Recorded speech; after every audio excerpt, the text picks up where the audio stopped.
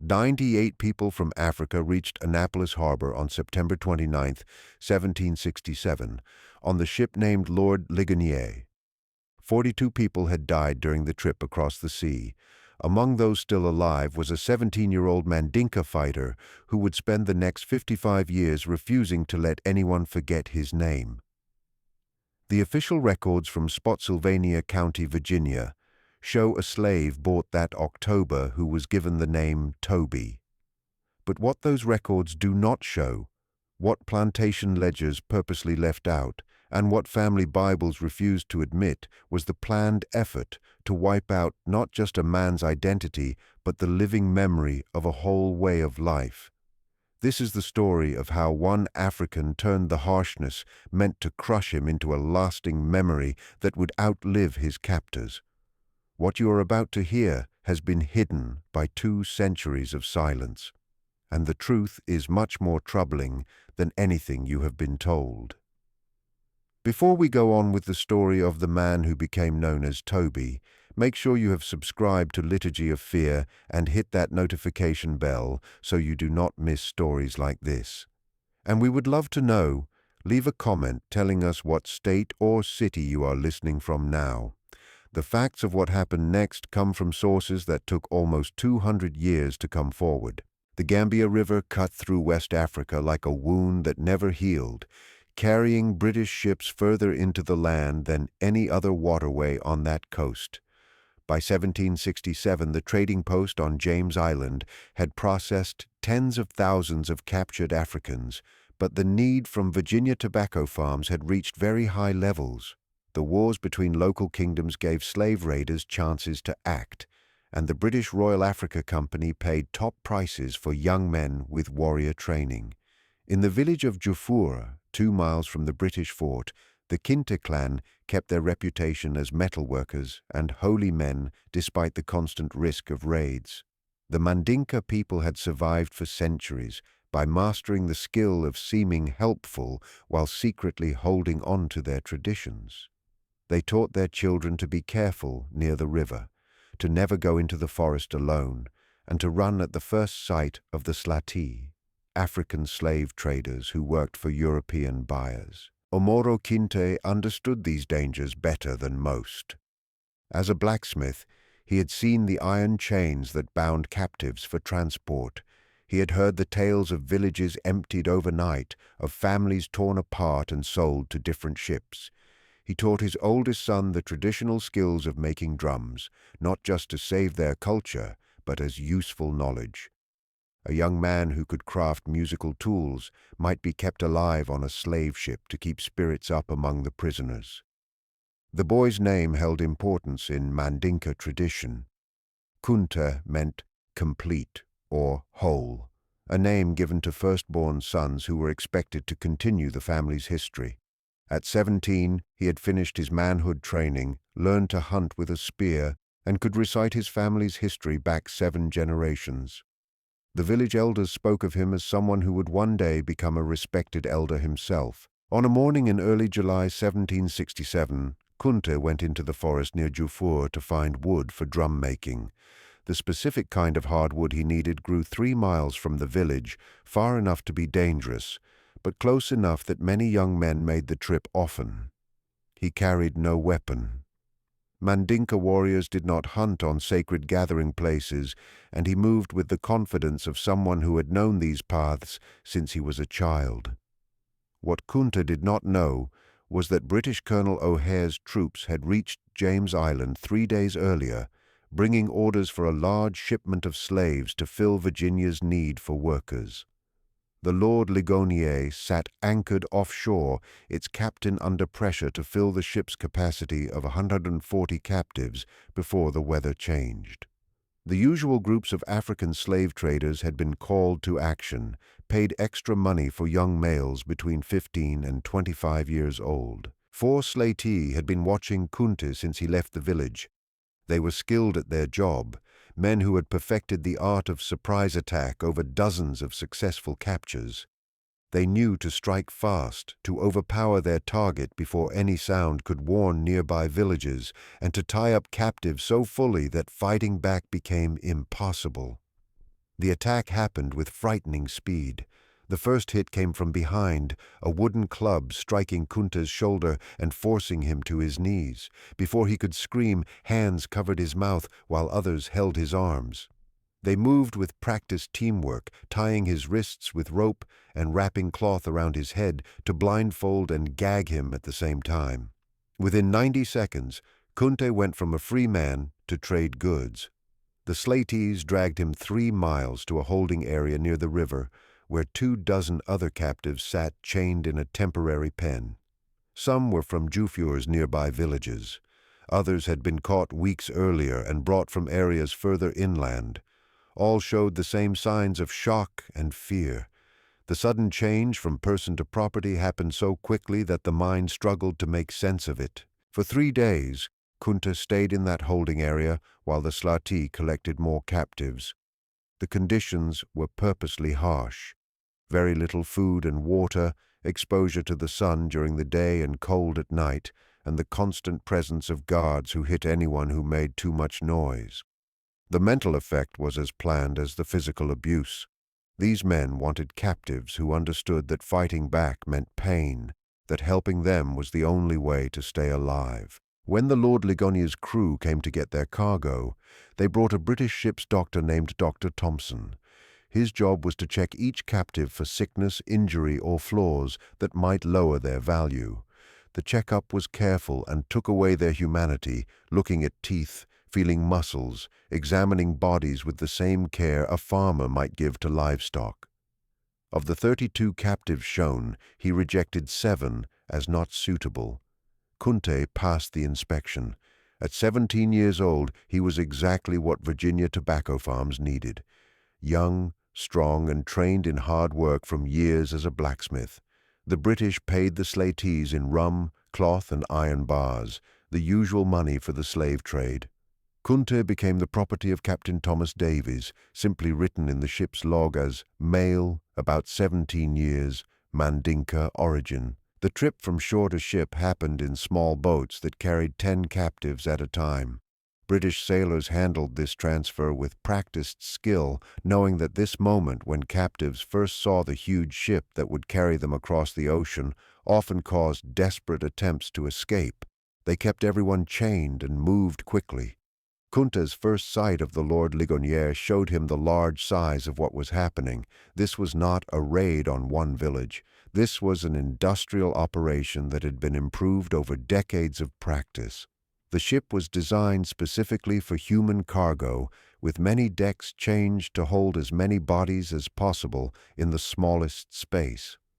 Other captives were already on board, their faces visible through the small openings of the cargo holds. The British crew forced the new captives below deck, where they faced conditions that were too terrible for a human mind to grasp. The slave deck was about 5 feet high, making everyone crouch or lie down.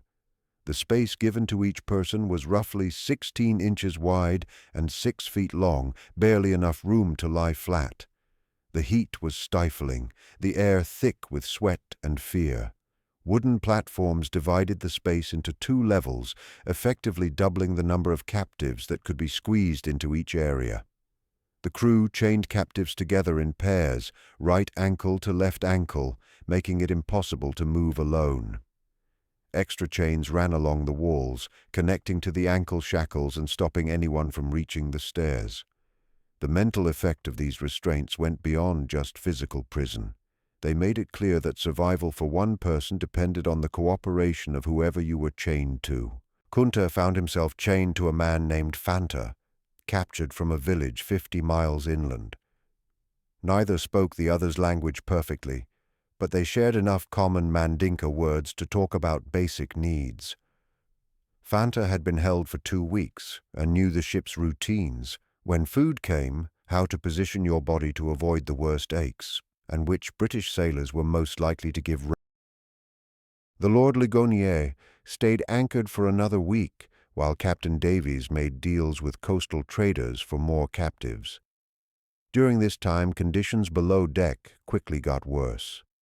The British gave food once a day, a mix of beans, yams, and sometimes fish, served in shared buckets that 10 people ate from. Water came twice daily in small amounts that left everyone constantly thirsty. The waste buckets quickly spilled over, and the crew's response was to clean the deck with a hose once every 3 days, treating the captives like farm animals. Sickness spread with frightening speed in these conditions. Dysentery appeared within days, causing bad loss of water and weakness.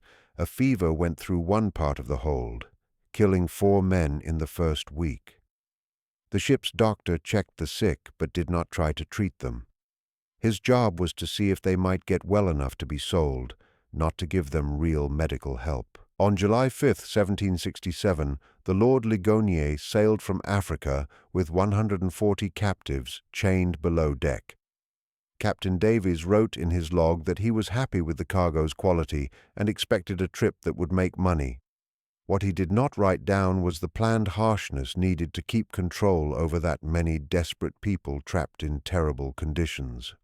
The Middle Passage, the trip across the Atlantic from Africa to the Americas, usually took between 6 and 12 weeks, depending on the weather.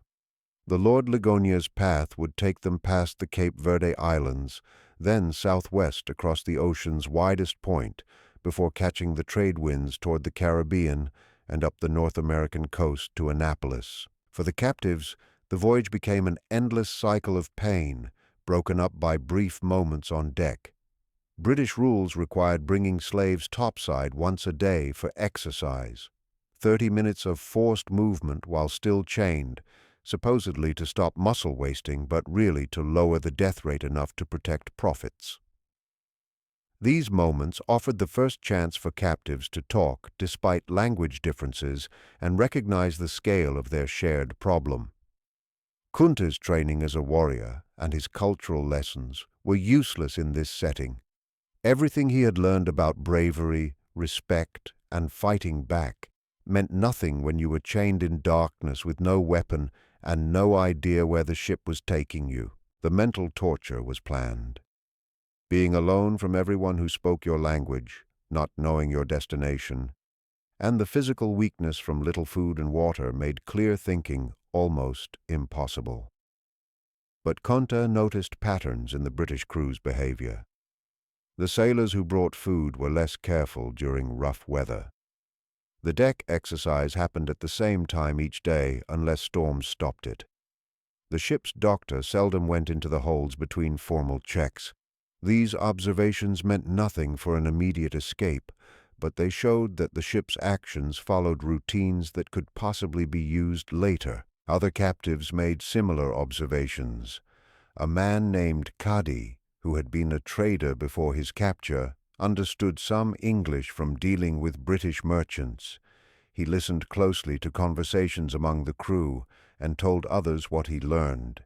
The ship was headed for Naples, which some captives realized was the Mandinka way of saying Annapolis. They would be sold at an auction to work on tobacco farms.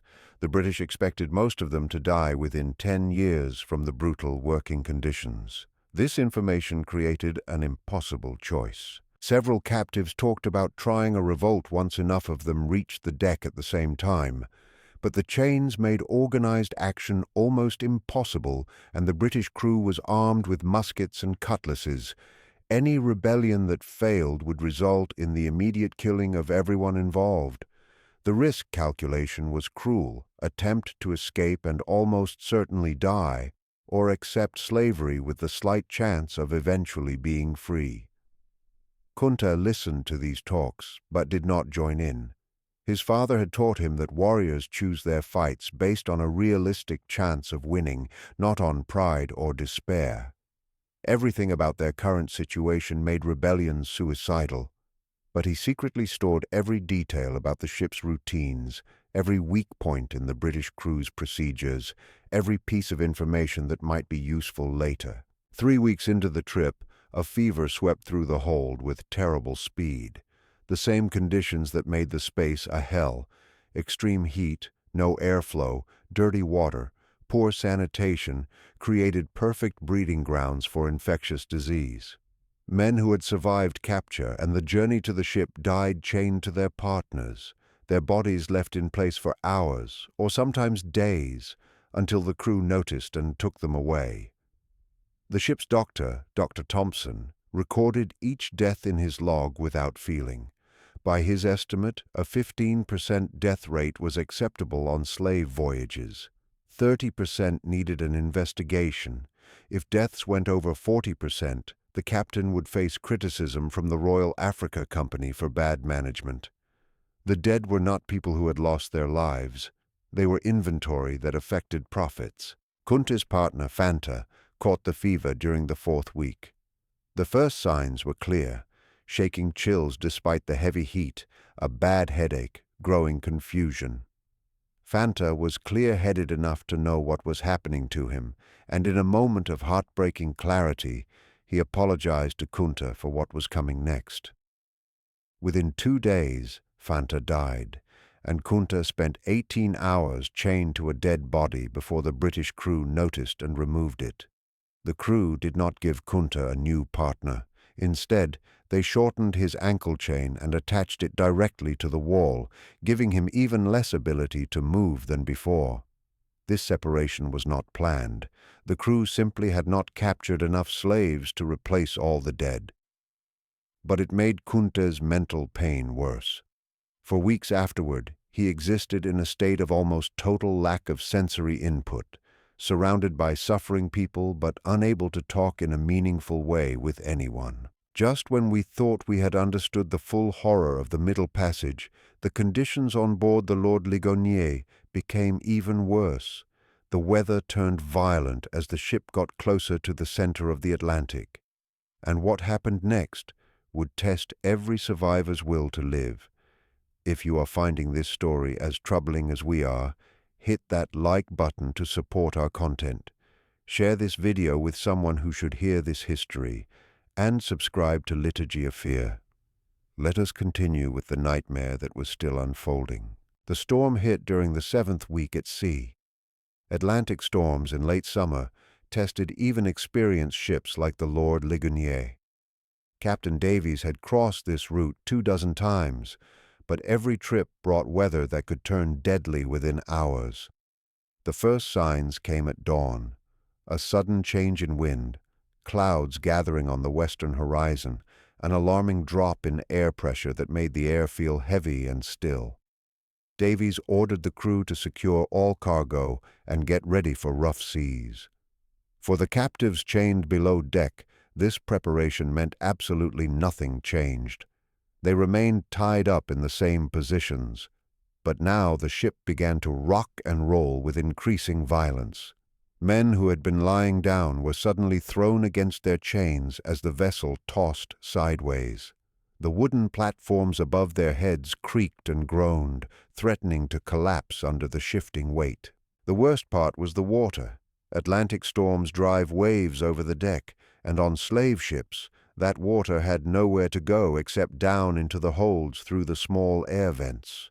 Within hours, 6 inches of seawater sloshed back and forth across the slave deck, mixing with waste from the overflowing buckets and creating a toxic liquid that captives could not escape. The chains kept everyone pinned in place while contaminated water washed over them again and again. KUNTA had seen tropical storms in Africa, but nothing prepared him for the helplessness of being chained during a disaster at sea. The ship would rise on a wave, pause at the top, then plunge downward with enough force to lift chained bodies briefly off the wooden platforms before slamming them back down. The sounds were terrifying: timbers groaning under stress, crew members shouting orders overhead, and all around him the cries of men convinced the ship was sinking and they would drown while chained. The storm lasted 4 days. During that time, the British crew made no attempt to bring food or water below deck. Keeping themselves safe was more important than protecting their cargo. The captives existed in a nightmare state of thirst, hunger, violent motion, and the constant fear that the next wave would be the one that broke the ship apart. Several men lost their minds during those 4 days, screaming continuously until their voices gave out. then continuing to scream silently with mouths open and eyes showing nothing but terror. When the weather finally cleared, Dr. Thompson went down into the holds to check the damage. 18 more captives had died, some from injuries sustained during the violent motion, others from drinking the contaminated water out of desperate thirst, and a few from what seemed to be purely mental breakdown. The doctor ordered the bodies removed and thrown overboard, then had the crew clean the slave deck with a hose without bothering to move the survivors first. The Lord Ligonia's journey showed the exact planning of the transatlantic slave trade. Captain Davies had left Africa with 140 captives. The storm deaths brought the total number of dead to 42, a 30% loss rate. This was higher than Davies preferred, but still within acceptable limits for a voyage that faced severe weather. The Royal Africa Company would figure out profits based on the 98 survivors minus the costs of the trip and decide whether Captain Davies deserved a bonus or a formal warning. For KUNTA and the other survivors, the storm's end brought no relief. The reduced number of captives meant even less reason for the crew to keep basic cleanliness in the holds. The bodies had been removed, but the contamination remained. Disease continued to spread, now made worse by infections from the injuries people had sustained during the violent motion. The ship's doctor gave no treatment. His job was to check whether slaves would live long enough to be sold, not to actually heal them. During the 9th week at sea, something changed in KUNTA's mind. The heavy psychological weight of ongoing trauma, isolation, and helplessness had been slowly wearing away his sense of self. He had watched men go crazy, seen death become so common that bodies being removed no longer caused strong feelings, and felt his own identity start to break apart under the constant attack on his humanity. But there was one thing his captors had not been able to take: his name. In Mandinka culture, names held power.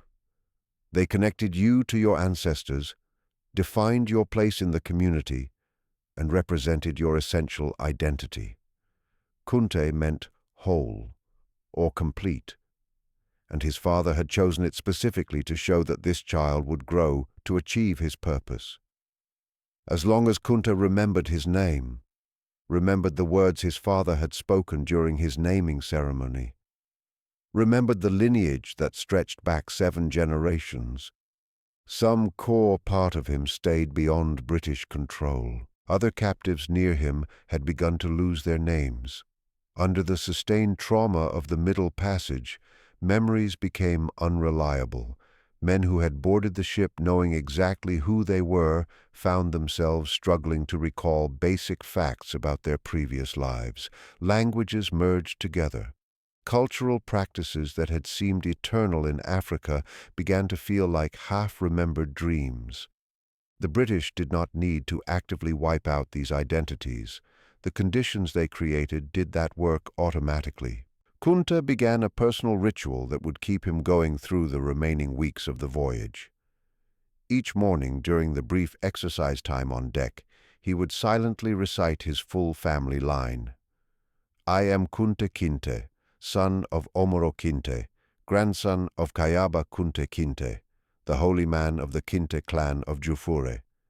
He would list his father's lessons, remember specific details about metalwork and drum making, recall the taste of foods from his village.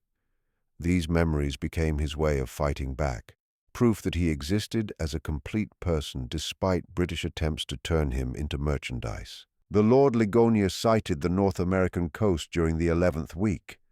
The sight of land caused noticeable changes in the crew's behavior. They cleaned the ship more thoroughly, made repairs to damaged equipment, and even slightly improved the captives' food. These preparations had nothing to do with being kind and everything to do with market value. Potential buyers in Annapolis would inspect the cargo carefully, and slaves who appeared too weak or sick would sell for lower prices. On September 29, 1767, the ship entered Annapolis harbor. For the captives, this moment brought an impossible mix of feelings.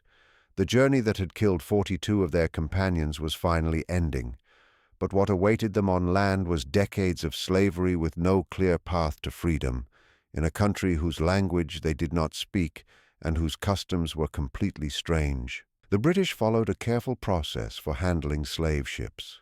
First, the harbor officials would board to check the cargo against the ship's manifest and collect taxes.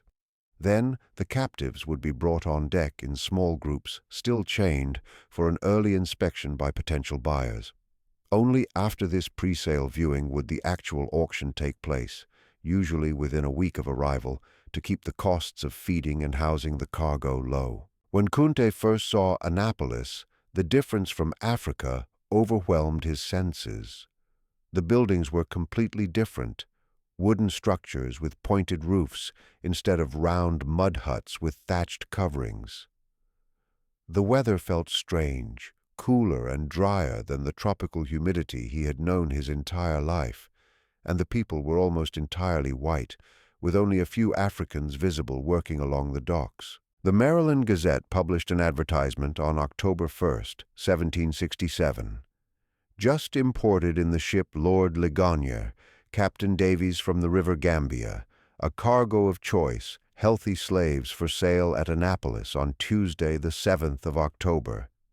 That phrase, choice, healthy slaves, represented the end of a commercial process that had turned human beings into farming tools.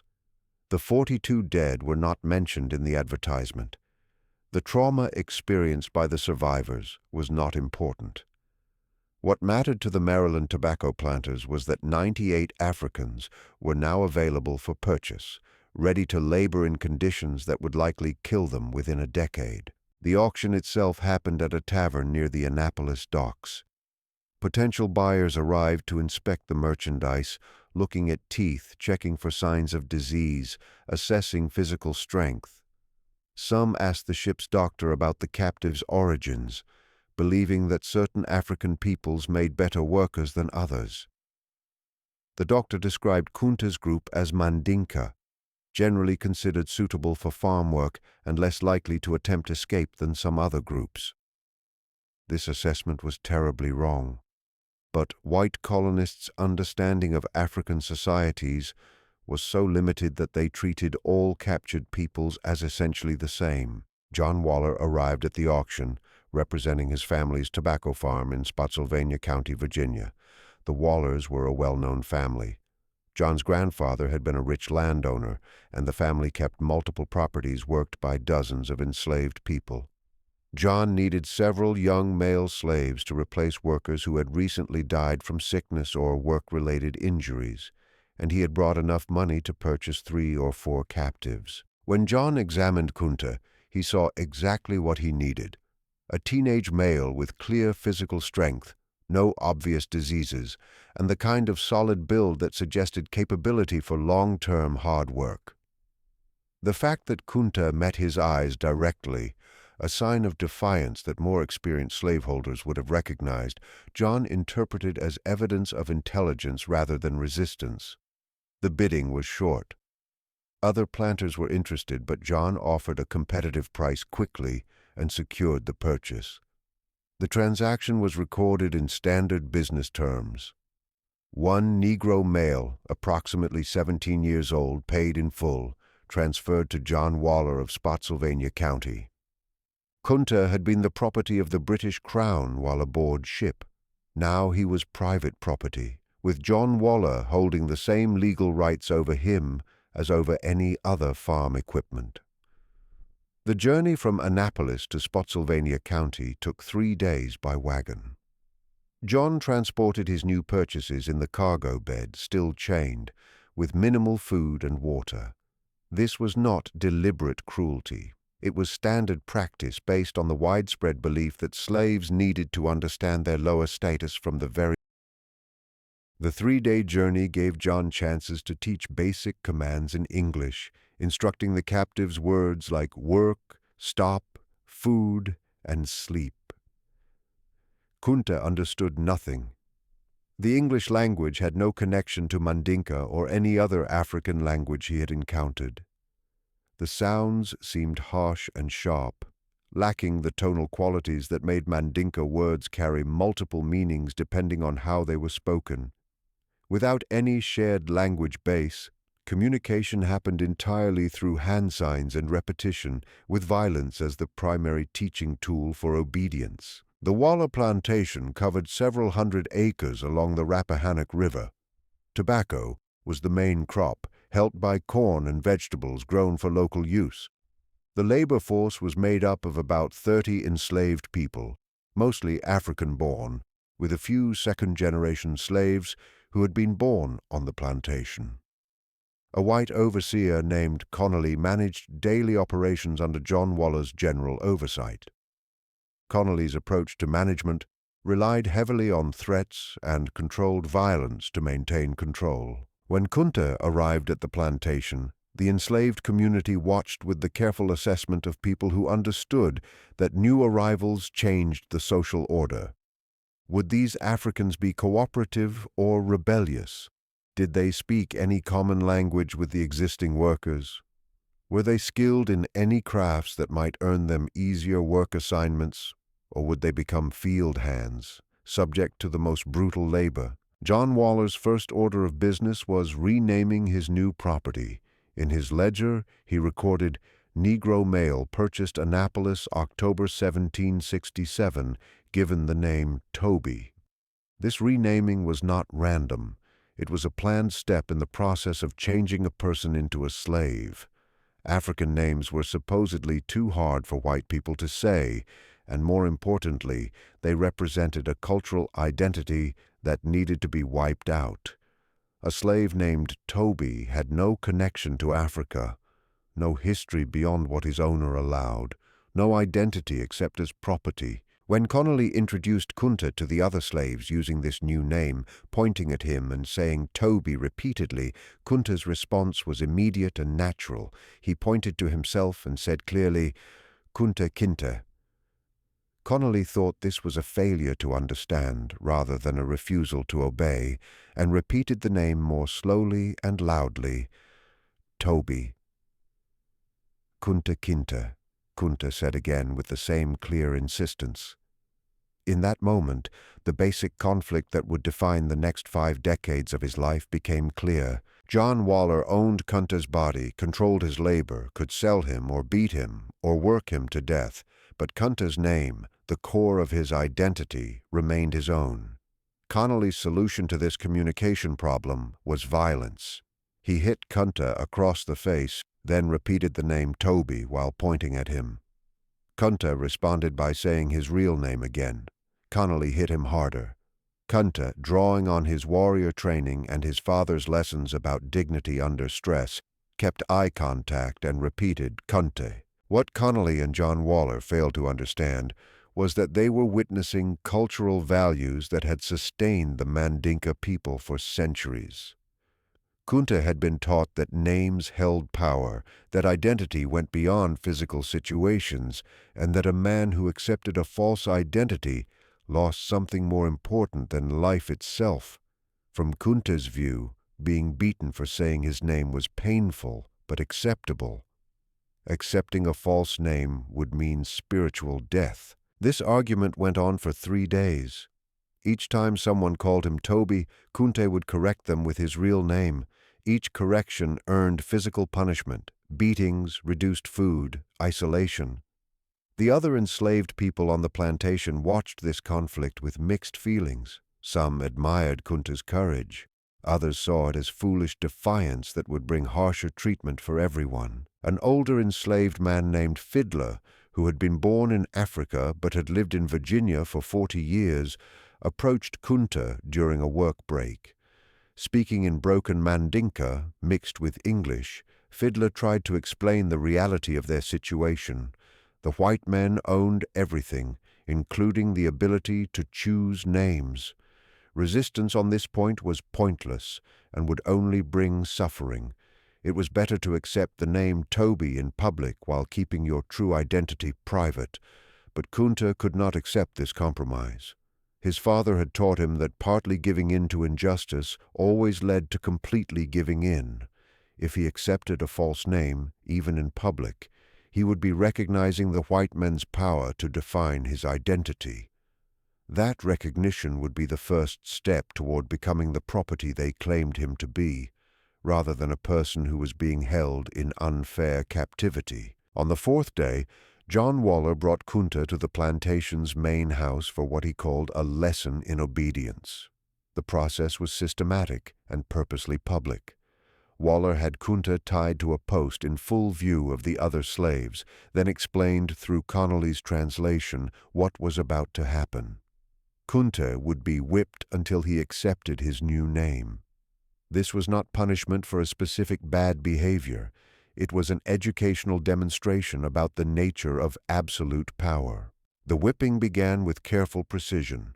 Connolly used a leather strap designed to cause maximum pain without inflicting injuries severe enough to reduce KUNTA's value as a worker. After each strike, Waller asked the same question: "What is your name?" When KUNTA responded, "KUNTA KINTE," another blow fell. This torture continued until KUNTA lost consciousness. When he woke up hours later, chained in the quarters where enslaved people were housed, he found himself surrounded by other Africans who had been watching the entire demonstration. Their faces showed a mix of sympathy, fear, and resignation. They had all been through similar lessons when they first arrived. They had all learned that resistance led to suffering with no possibility of victory. But they had also noticed something that John Waller and Connolly had missed. Despite the beating, KUNTA had never once said the name Toby. He had lost consciousness from pain before giving up his identity, and that fact connected deeply with people who had been forced to compromise themselves in countless ways just to survive. The next morning, still hurt from the whipping, KUNTA was assigned to tobacco field work under Connolly's direct supervision. Tobacco farming in 1767 Virginia required very hard work. The process involved planting seedlings by hand, constant weeding, removing tobacco worms, cutting the tops of the plants at the correct growth stage, harvesting leaves as they ripened, and hanging them in curing barns. Each step was time-sensitive and required knowledge that KUNTA did not have. Connolly's teaching method was demonstrating an action once, then beating anyone who failed to repeat it correctly. By this logic, a slave who did not understand English should learn quickly through pain association. The reality was that KUNTA spent his first weeks in constant confusion, never quite sure what was expected, always one step behind the other workers who had had years to learn the routines. But KUNTA had something that his captors did not recognize: the observation skills his father had taught him during blacksmith training. A good blacksmith learned by watching subtle details: how metal changed color at different temperatures, which hammer blows achieved specific results, how the sound of hitting metal showed its readiness for shaping. KUNTA applied those same skills to learning plantation operations, watching not just what people did, but the precise order and timing of their actions. Within 2 weeks, KUNTA had mastered basic tobacco field work well enough to avoid most beatings. He still did not understand English commands, but he had learned to read the situation, watching what other workers did and copying their actions, predicting what Connolly would demand based on the time of day and stage of tobacco growth, keeping his head down and his movements steady to avoid drawing attention. The other enslaved people began to recognize that this African newcomer was different. Most recently arrived captives existed in a state of mental shock for months, moving through their work like robots, barely aware of their surroundings. KUNTA was clearly traumatized. His eyes showed the same distant look that everyone developed after experiencing the horror of the Middle Passage. But he remained alert and engaged in a way that suggested his mind had not been broken. This mental strength came from the same source as his refusal to accept a false name, his father's lessons about keeping dignity under hardship. Omoro had lived his entire life 2 miles from a British slave fort. He had raised his children with the clear understanding that their freedom was fragile and could be stolen at any moment. But he had also taught them that inner identity, the knowledge of who you